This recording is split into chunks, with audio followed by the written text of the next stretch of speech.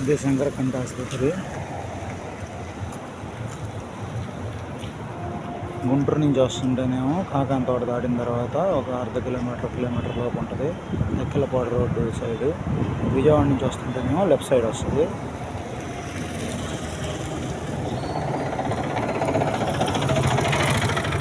ఇక్కడే ఫ్రీ ఆపరేషన్లు అవి చేస్తుంటారు కంటి చుక్కలాలకి వాటికి. ట్రస్టుల తరఫున ఏలూరు చారిటబుల్ ట్రస్టు అవన్నీ అవి కలిసి ఇక్కడ ఈ కంటి ఆసుపత్రిలో ఫ్రీగా చేస్తారు చుక్కలాలకి.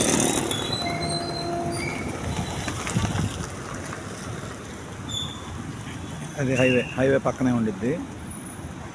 గుంటూరు నుంచి వచ్చిన ఆటోకి 20 రూపాయలు, విజయవాడ నుంచి అయితే బస్సుకు వస్తే 40 రూపాయలు ఎంత ఉంటుంది.